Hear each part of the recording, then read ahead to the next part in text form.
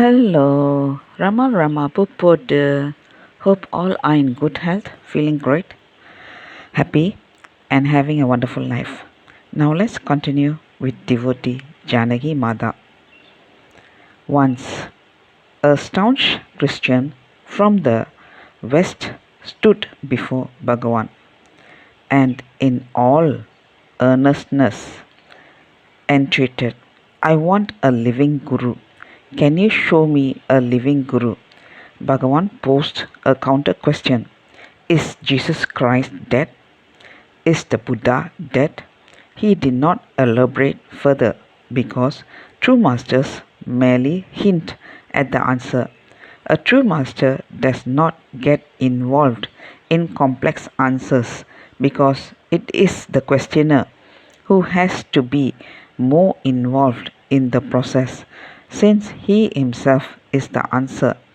Moreover, the questioner has to experience the answer to the questions rather than have it revealed by the scriptures or answered by someone else.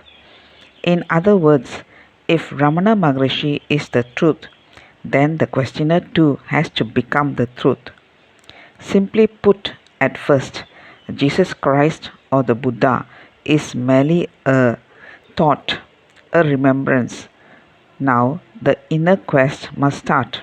But is any one of the messiahs just a thought? Bhagavan Ramana once explicitly stated, everything else is a thought, but the Guru is not a thought. The relationship can be compared to the love a person has for his mother. If a person loves his mother very deeply, then is the mother just a thought? Can this love be compared to all the fleeting, short lived thoughts that one has in the course of a day? Similarly, when you think of your child, who may not be physically present at that moment, is it not a loving thought? Does the thought not take on another dimension of reality? This is the same dimension we are transported to when we think of our sages, saints, and other spiritual luminaries. They continue to live in our midst even though they have shed their physical presence. They are the incarnation of the deepest principles of love, eternally guiding us whenever we turn our attention to them. Bhagavan Ramana repeatedly said that there is only one Guru and that Guru dwells in one's heart. What does the word saint mean? The dictionary defines a saint as a very virtuous person of great holiness and one of God's chosen people. In the spiritual realm, we understand a saint to be a person who has no sense of me or mine. They are also those who aid in destroying this sense in those with whom they come in contact.